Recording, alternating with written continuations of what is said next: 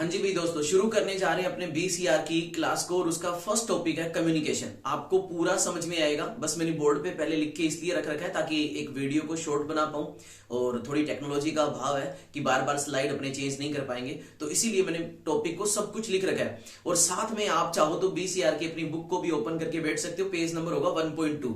यहां से कुछ चीजें मैं बताऊंगा जो बोर्ड पे नहीं लिखी हुई, वो आपको बुक में चेक करनी है। एकदम आसान है, 8 नंबर का टॉपिक आपको यहीं तैयार हो जाएगा। सुनते जाना भाई। सबसे पहले मान लो क्वेश्चन पूछा जाता है कि कम्युनिकेशन क्या है, what do you mean by communication. तो क्या बताओगे भी, सभी को पता है वैसे कम्युनिकेशन की डेफिनेशन सभी को आती है, लेकिन फिर भी एक बार आंखों से निकाल लो, हमें एक अच्छे से डेफिनेशन को देना होगा। तो क्या है, communication is a process of exchanging information, ideas, thoughts, feelings and emotions through speech, signal, writing and behaviour. अब यहां पे क्या बोला गया है कि कम्युनिकेशन क्या है भाई। कम्युनिकेशन कहते हैं एक ऐसा प्रोसेस है जिसमें हम इंफॉर्मेशन को, आइडियाज को, फीलिंग्स को क्या करते हैं, शेयर करते हैं। लेकिन शेयर करते कैसे हैं थॉट्स को, या एक्सचेंज करते कैसे हैं। वो एक्सचेंज कहते हैं आप स्पीच से भी कर सकते हो, मतलब बोल के भी हम कर सकते हैं, हम उसको सिग्नल दे के भी कर सकते हैं। अभी मैं बताऊंगा कैसे कैसे कर सकते हैं। इसके अलावा राइटिंग लिखकर भी कर सकते हैं, या आपका जो बिहेवियर है वो भी बहुत कुछ कम्युनिकेट करता है। यानी कि इतना तो हमें पता चल गया कि कम्युनिकेशन का मतलब खाली लिख के या बोल के किसी को कहना ही कम्युनिकेशन नहीं होता। इसके कई सारे हम तरीके पढ़ेंगे। तो अभी मैं नहीं बताऊंगा कि ये बिहेवियर कैसे है, राइटिंग कैसे है, ये पूरी इसी क्लास में आप सब कुछ जान लोगे। तो आगे बढ़ते हैं एक बार। अब आगे बढ़ेंगे तो देखो, इसकी कैटेगरी को 2 पार्ट में बांटा गया। ब्रॉड कैटेगरीज की 2 है। एक है भी बेस्ड ऑन चैनल और एक है बेस्ड ऑन पर्पज या स्टाइल। बेस्ड ऑन चैनल और बेस्ड ऑन पर्पज और स्टाइल। अच्छा, ये क्वेश्चन सर आ सकता है कि कितनी ब्रॉड कैटेगरी है, नहीं है, संभावना नहीं आएगा ऐसा क्वेश्चन कि भी इसकी कितनी कैटेगरी है। फिर भी याद रखो 2 है। चैनल के बेस पे उसे 3 पार्ट में बांटते हैं, वर्बल, नॉन वर्बल और विजुअल। स्टाइल या पर्पज के बेसिस पे, यानी कि हमारा जो बोलने का पर्पज है वो क्या उद्देश्य है, उसके बेसिस पे उसे 2 होते हैं, फॉर्मल और इनफॉर्मल। यहां पे बेस्ड ऑन चैनल का मतलब है हम किस वे में कर रहे हैं। किस वे का मतलब मैं बोल के कर रहा हूं, तो ओरल कर रहा हूं, मतलब बोल के कर रहा हूं, या नॉन वर्बल कर रहा हूं, या मैं विजुअल दिखा के कर रहा हूं। ये होता है चैनल के बेस पे, यानी कि मेरा माध्यम क्या है, मेरा मीडियम क्या है। और यहां पे है कि मेरा पर्पज क्या है, यानी कि मैं कम्युनिकेट कर किससे रहा हूं। फॉर्मल का मतलब होता है मैं कम्युनिकेट कर रहा हूं किसी ऑफिस के अंदर, यानी कि मैं कम्युनिकेट या तो ऑफिस में कर रहा हूं या किसी बड़े अधिकारी से कर रहा हूं, तो मेरे बोलने का लहजा, मेरा कम्युनिकेट करने का लहजा चेंज होगा। ठीक है, तो ये आगे हम बढ़ेंगे। एक बार आगे मैं शुरू करता हूं। अब पहला पढ़ते हैं बेस्ड ऑन चैनल के बेसिस पे। मैंने टाइप बताई, यहां पे लिखे हुए हैं, आप चाहे बुक खोल के रखो। 1.2 पेज नंबर है आपकी बीसीआर की बुक में। तो देखो, वर्बल, नॉन वर्बल और विजुअल 3 टाइप में बांटते हैं चैनल के बेसिस पे, यानी कि मेरा मीडियम कौन सा उसके बेसिस पे 3 टाइप पे बांटते हैं बेसिकली, वर्बल, नॉन वर्बल और विजुअल। अब बात करते हैं वर्बल में किसे इंक्लूड करते हैं। तो वर्बल का मतलब है मैं चाहे किसी से कम्युनिकेट रिटर्न में करूं, यानी कि लिख के करूं, या ओरल यानी कि बोल के करूं। ये दोनों के दोनों टाइप वर्बल में आते हैं। किस में आते हैं, वर्बल में। वर्बल में कौन कौन से टाइप आते हैं, या तो मैं रिटर्न में किसी से कम्युनिकेट करूं या मैं ओरल में करूं। अब मान लो सर क्वेश्चन ऐसे आ गया कि what do you mean bye verbal communication, तो हम कैसे लिखेंगे। आपको सिंपल ऐसे लिखना है कि verbal communication means that you have 2 options of communication, those are या दीज आर रिटन और ओरल कम्युनिकेशन। अब रिटन मान लो पूछ लिया जाए कि रिटन कम्युनिकेशन कैसे है, तो रिटन कम्युनिकेशन को भी आप सेम एक्सप्लेन करोगे। रिटन को कैसे कि रिटन कम्युनिकेशन में मेन जो मैं यहाँ पे कीवर्ड लिखे हुए इस बोर्ड पे, कीवर्ड लिखे हुए उन पे एम्फेसाइज करना ही करना है आपको। रिटन कम्युनिकेशन में जब आप लिखोगे, उसकी डेफिनेशन लिखोगे, तो इन कीवर्ड्स को लिखना ही लिखना है कि रिटन कम्युनिकेशन ऐसा कम्युनिकेशन का टाइप है जो हम किसके थ्रू करते हैं, या written communication refers the type of communication in which we communicate to the another person through letters, documents, email, SMS etcetera. तो रिटन के अंदर क्या होता है, चाहे आप किसी को लेटर लिखो, चाहे डॉक्यूमेंट के थ्रू करो, चाहे ईमेल से करो, चाहे एसएमएस से करो, यानी कि जो भी आपका रिटन का लिख के जरिए है वो रिटन है। अब इन वर्ड्स को आपको डालना ही डालना है अगर 2 नंबर में क्वेश्चन आता है तो। अब मान लो ओरल कम्युनिकेशन का सीधा पूछ लिया जाए तो क्या होता है। ओरल का मतलब आप लिखोगे नहीं भी बोल के करोगे। तो बोल के आप वीडियो कॉन्फ्रेंस कर सकते हो, जी हाँ सर कर सकते हैं।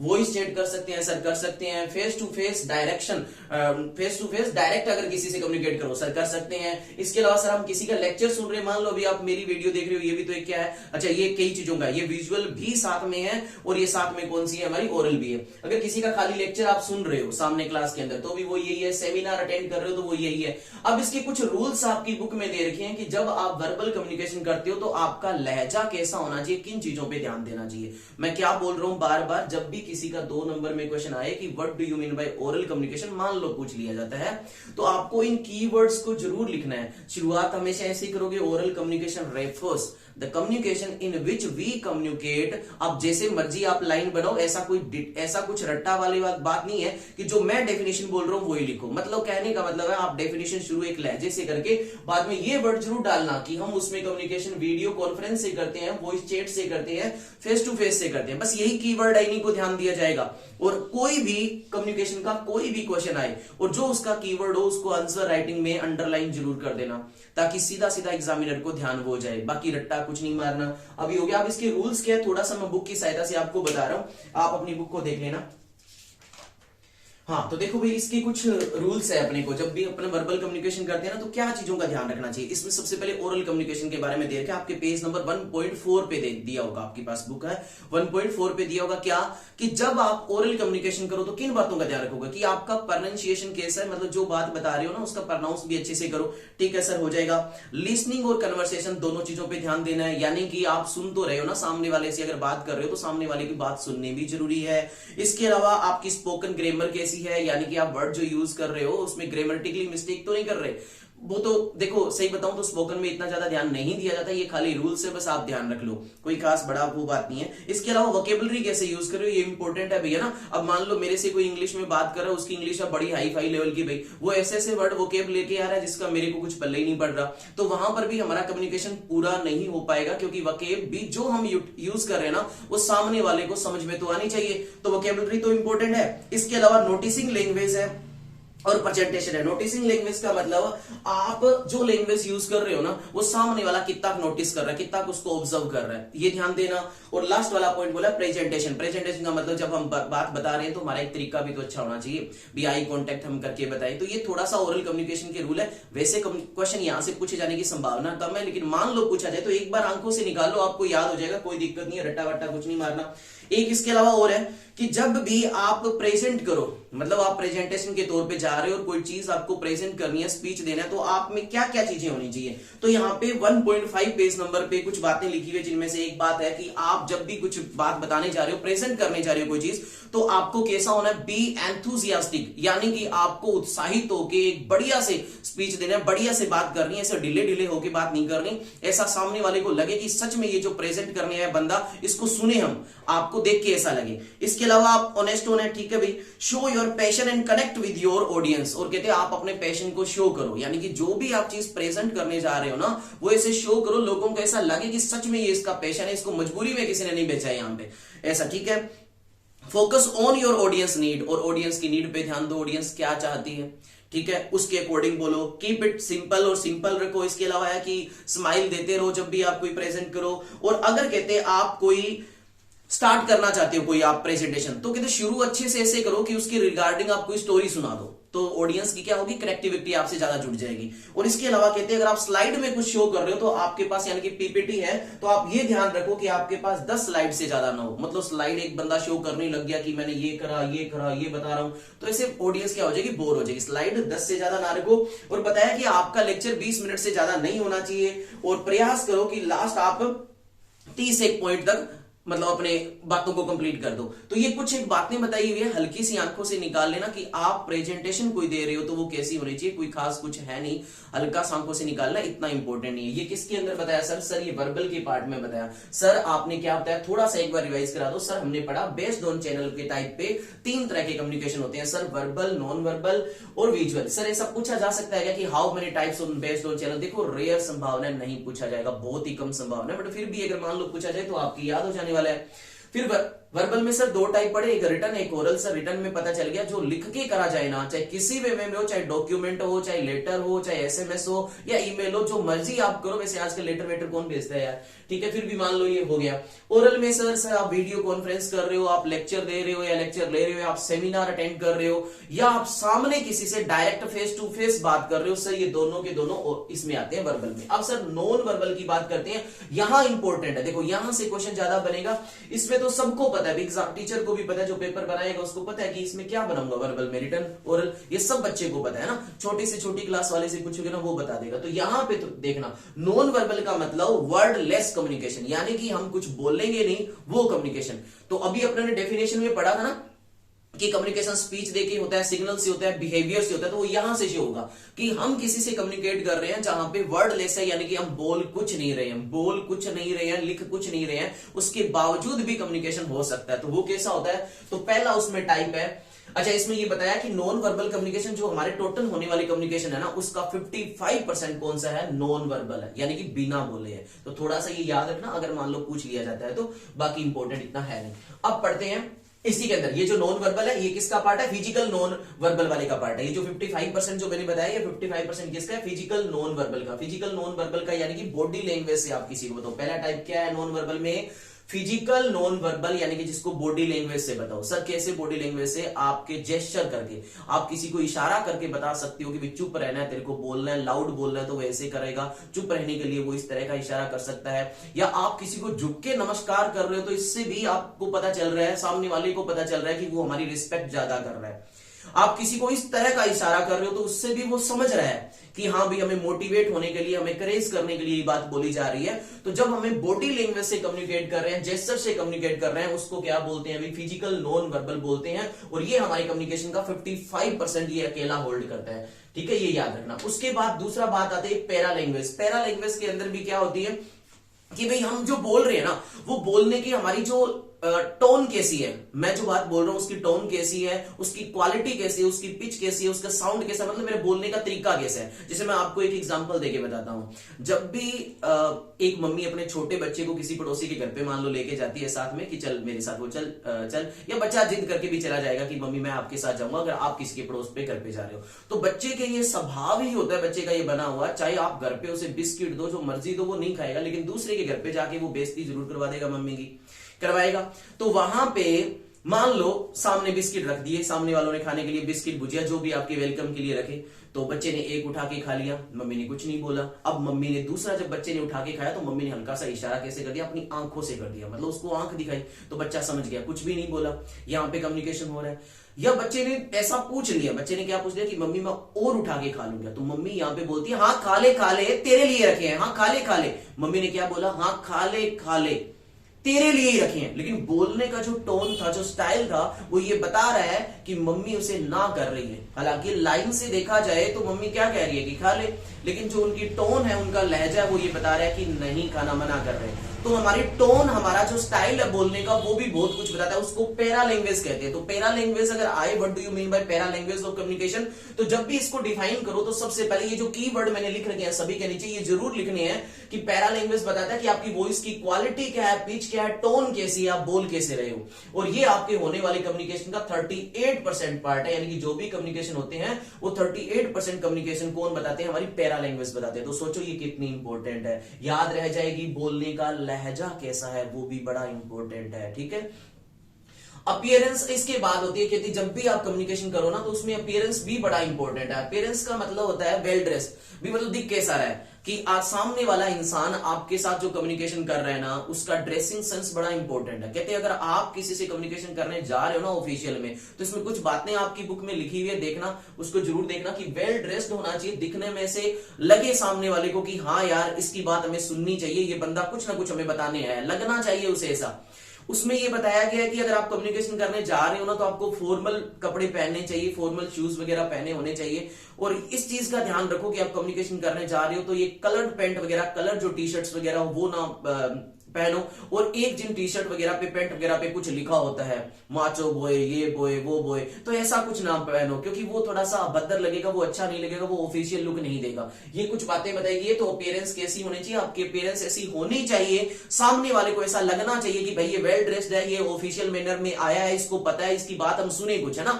तो मतलब कहने का मतलब है यहाँ पे से याद रखो अपीयरेंस के अंदर की, जब भी आप स्पीच देने जाओ ना, तो रणवीर सिंह है क्या वो, उसकी वाले कपड़े ना पहनो, वो लड़कियों वाले भी पहन के आ जाता है, ऐसा कुछ करने वाला है ना, वो मत करना बस।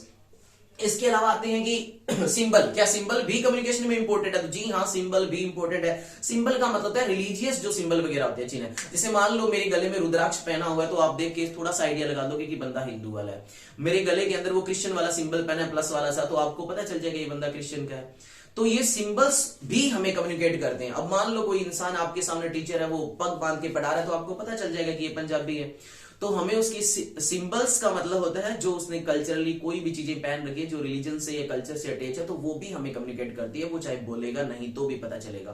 तो ये कुछ बातें आई होप समझ में आ गई होगी। नॉन वर्बल वाली बड़ी इंपॉर्टेंट है, यहां से क्वेश्चन बन सकता है 2 नंबर का। मैंने क्या बोला है, आंसर राइटिंग के अंदर आपको जो इनके कीवर्ड्स है उनको जरूर फॉलो करना है। कीवर्ड्स गलत नहीं होने चाहिए, कीवर्ड्स मिस मत कर देना, और जो कीवर्ड लिखो उसको अंडरलाइन कर देना। एकदम आसान है, सामने बुक खोल के बैठना और ये चीजों को आप साथ की साथ चेक कर लेना, यही वहां लिखा हुआ है। बस वहां पे लाइन बना के लिखा हुआ है, मैंने यहाँ पे शॉर्ट में लिखा है ताकि मैं जल्दी सब कुछ करवा दूं।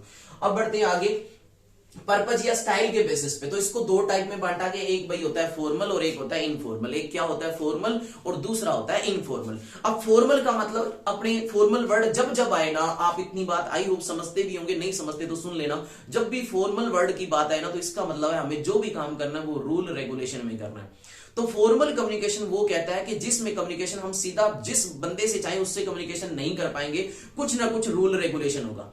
तो वो आपको पता है कि ऑफिस के अंदर जो भी बंदा काम करता है तो वो डायरेक्ट किसी से बात थोड़ी ना करेगा। अगर वो किसी कंपनी में काम करता है तो जिसका मतलब उसका मन कर गया वो इससे जाके बात थोड़ी ना करेगा, वो अपने सीनियर से बताएगा, या अपना ऑर्डर किसी को देगा तो अपने जूनियर से देगा।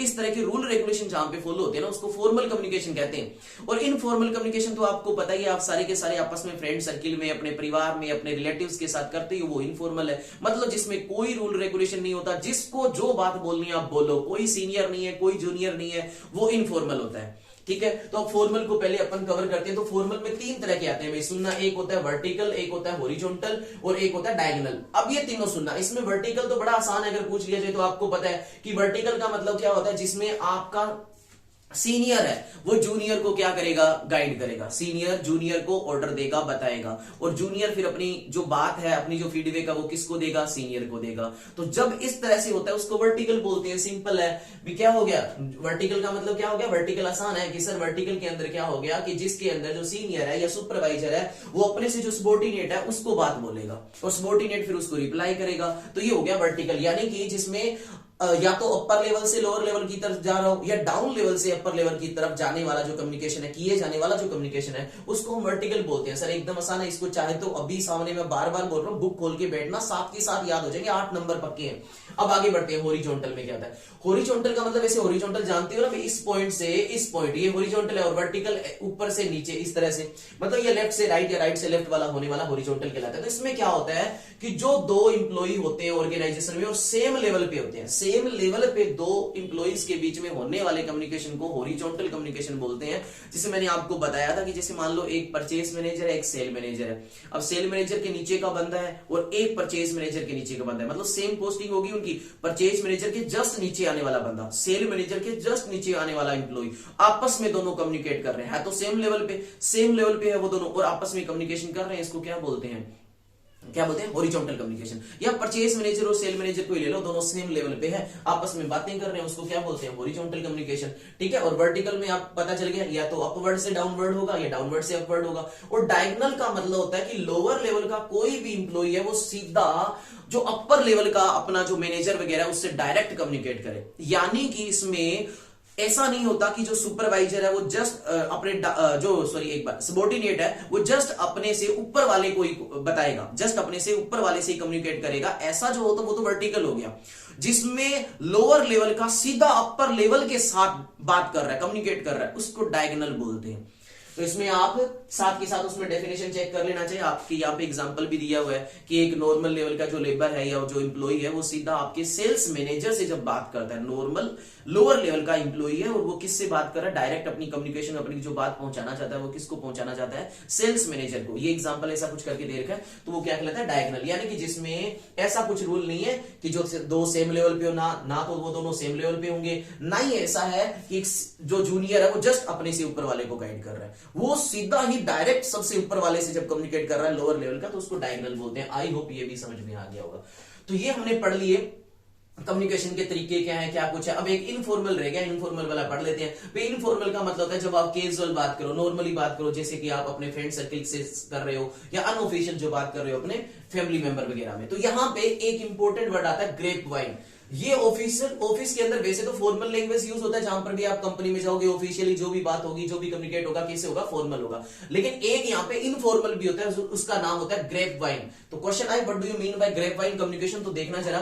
जब भी जो ऑफिस में बैठे हुए एम्प्लॉई है आपस में एक रूम के अंदर ऑफिस के अंदर बैठ के गॉसिप करते हैं, गपशप करते हैं, आपस में बातें करते हैं फ्री टाइम के अंदर, उसको ग्रेप वाइन कम्युनिकेशन बोलते हैं। क्या बोलते हैं? तो यहाँ पे लिखा है गॉसिप इन ऑफिस, यानी कि ऑफिस के अंदर बैठ के जब भी एम्प्लॉई आपस में गप्पे शप्पे मारते हैं, बातें करते हैं, उसको ग्रेप वाइन कम्युनिकेशन बोलते हैं। यानी कि इसके अंदर रूल रेगुलेशन को फॉलो नहीं किया जाता। इसमें ऐसा नहीं होता कि भाई मैं उसका जूनियर हूं तो सिर्फ उसी से बात करूंगा, या मेरा जूनियर वो है तो मैं डायरेक्ट उसी से सीधा कम्युनिकेट करूं, ऐसा कुछ नहीं। जिस मर्जी से बात करो, वो आ गया ग्रेप वाइन वाला। अब आगे नया टॉपिक आता है। नए टॉपिक का नाम है नेटवर्क इन कम्युनिकेशन। की कम्युनिकेशन क्या नेटवर्क होता है, वो कैसे बना होता है। तो इसके अपने पूरे 5 स्टेप पढ़ेंगे। 5 स्टेप में पहला स्टेप है वर्टिकल नेटवर्क, दूसरा है सर्किट, तीसरा है चेन नेटवर्क और आगे इसी टाइप है। तो सबसे पहले वर्टिकल नेटवर्क देखते हैं। तो ये साथ के साथ बुक खोल के बैठना एकदम आसान है, उसमें आपको डायग्राम भी बना के दिया हुआ है तो आपको समझ में आ जाएगा। मेरे पास देखो बोर्ड है छोटा, समझना इस बात को। मैं जो बात बोल रहा हूं आपके नंबर नहीं कटेंगे, ये मेरी कमिटमेंट है।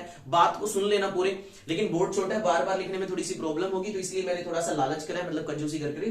थोड़े से कंजस्टेड दिख रहे होंगे आपको, ऐसा लग रहा होगा कि राइटिंग बड़ी बेकार है, वैसे है भी बेकार, ठीक है, बट थोड़ा सा अजीब सा लग रहा होगा ना, तो थोड़ा यार कॉम्प्रोमाइज कर लेना। अब देखो यहाँ पे नेटवर्क इन कम्युनिकेशन में देखते हैं क्या है। पहला वर्टिकल नेटवर्क। वर्टिकल का मतलब क्या सर? वही ऊपर जो पढ़ाया वही, यानी कि इसके अंदर सुपरवाइजर अपने सबॉर्डिनेट के साथ कम्युनिकेट करेगा, फिर सबॉर्डिनेट उसी अपने सुपरवाइजर को क्या करेगा? रिप्लाई करेगा, आंसर करेगा। तो ये है वर्टिकल। सेम आपके यहाँ पे डायग्राम बना के देखा, अगर इस तरह का कोई क्वेश्चन आता है जिसमें डायग्राम बन रहा है ना छोटा सा, तो छोटा सा बना दो यार, पेंसिल से पेन से बना देना, तो आपको थोड़ा सा इफेक्टिव लगेगा आंसर, ठीक है। उसके बाद होता है सर्किट नेटवर्क। तो सर्किट नेटवर्क में क्या होते हैं कि दो बंदे ही आपस में एक दूसरे से कम्युनिकेट करते हैं। इसमें मैंने बना के दिखाया कि ए ने मैसेज करा किसको? बी को, तो बी ने उसकी फीडबैक दी है किसको? ए को। तो इस तरह का एक सर्किल में रोटेशन चलता रहता है कि ए पहले मैसेज कर रहा है बी से, तो बी उसका फीडबैक दे रहा है। तो सर्किट के अंदर यानी कि दो बंदे ही जब आपस के अंदर कम्युनिकेट करते हैं, ऐसे सिस्टम को क्या बोलते हैं भाई? सर्किट नेटवर्क बोलते हैं। अच्छा, वर्टिकल और इसमें डिफरेंस है। देखो वर्टिकल के अंदर तो ये बोल रहा होगा कि सुपरवाइजर और सबॉर्डिनेट के बीच में हो रहा है, सुपरवाइजर और उसके जस्ट सबॉर्डिनेट के बीच में। यहाँ पे सर्किट बोलता है जब दो बंदों के बीच में हो रहा है। यहाँ पे कोई सुपरवाइजर कोई सबॉर्डिनेट की बात नहीं कही हुई, तो कंफ्यूज नहीं होना। आगे बढ़ते हैं। तीसरा है चेन नेटवर्क। चेन नेटवर्क में तो आपको पता है कि जिसमें सीनियर होता है वो अपने जूनियर से बात करता है, यानी कि सीनियर ए है, ए बी से बात करेगा, बी सी को कहेगा, सी डी को कहेगा। तो इस तरह से होने वाले नेटवर्क को क्या कहते हैं सर? चेन नेटवर्क कहते हैं। सर बड़ा आसान है। उसके बाद नेक्स्ट आता है हमारा wheel and spoke network. Sir ये क्या होता है? Wheel and spoke network. तो ये साथ में बुक में देखना, बुक में आपके दिखाया होगा कि एक बंदा है ए, मान लो ए बंदा है, वो ए की सिंगल अथॉरिटी है। इसमें क्या होता है? व्हील एंड स्पोक नेटवर्क में एक सिंगल अथॉरिटी होगी जो किसी भी इंप्लॉय से कम्युनिकेट करेगा, और कोई भी इंप्लॉय डायरेक्टली उसको फीडबैक देगा, उसको रिप्लाई करेगा, उसको कहते हैं व्हील एंड स्पोक। तो ये आप साथ के साथ उसमें डायग्राम जरूर देख लेना। सिंगल अथॉरिटी, और वो किसी भी इंप्लॉय से डायरेक्ट कम्युनिकेशन करेगा, और कोई भी इंप्लॉय डायरेक्ट उससे कम्युनिकेशन करेगा आके। जैसे ए है, ए ने बी को, मतलब ए अपना क्या है? अथॉरिटी है। ए ने किसको बात कही? बी को भी कही, सी को भी कही, डी को भी कही, ई को भी कही, एफ को भी कही, और इन सब ने अपने रिप्लाई भी इसी को दिए। तो इस तरह की अथॉरिटी, इस तरह का जो नेटवर्क सिस्टम होता है उसको क्या कहते हैं? Wheel and spoke network system कहते हैं। लास्ट वाला हमारा है नेटवर्क सिस्टम, इसका कौन सा होता है? जिसको कहते हैं स्टार नेटवर्क। भाई ये जो स्टार नेटवर्क है ना, ये एक तरह से आप ऐसे कह सकते हो कि सर इनफॉर्मल जैसा ही लगेगा आपको, कि ऐसा क्या होता है? Channels of communication open between all members, यानी कि इसमें चैनल्स का मतलब है मीडियम ओपन होता है कम्युनिकेशन का सभी मेंबर के बीच में, यानी कि कोई भी बंदा किसी से भी कम्युनिकेट कर सकता है। जी हाँ, बिल्कुल इनफॉर्मल जैसा होता है या ग्रेप वाइन जैसा होता है। ये तब होता है जब किसी एक टीम वर्क के अंदर आपको प्रोजेक्ट दे दिया गया हो, आपको एक प्रोजेक्ट दिया जाता है और बोला जाता है कि आपको एक टीम के तौर पर काम करना है। जब आप टीम के तौर पे काम करोगे तो सिंपल सी बात है कि कोई भी बंदा किसी से बात करके ही तो अपने काम को आगे बढ़ाएगा ना, तो वहां पे सीनियर जूनियर वाली कहानी नहीं होती। इस नेटवर्क को कहते हैं स्टार नेटवर्क। साथ ही साथ फोटो डायग्राम अपने बुक में देख लेना। तो आई होप आज की क्लास समझ में आ गई होगी। अभी एक छोटा सा टॉपिक और बचा हुआ है, वो नेक्स्ट वीडियो में मैं इसको कंप्लीट कर दूंगा, और आपके 8 नंबर पक्के हैं। जो मैंने बोला कि कीवर्ड्स पे ध्यान देना है, कि जो भी चीज पूछी जाए उसका कीवर्ड लिखना है, और अगर किसी में डायग्राम बन रहा है तो छोटा सा बना दो। आपके 2 नंबर के क्वेश्चन इसके लगभग हर क्वेश्चन में पूछे जाते हैं, तो 2-2 नंबर करके आपके क्वेश्चन आप कवर कर लोगे, ठीक है। आई होप समझ में आया होगा। Thank you so much. मिलते हैं एक नई वीडियो में आगे नए टॉपिक के साथ। जय हिंद, जय भारत।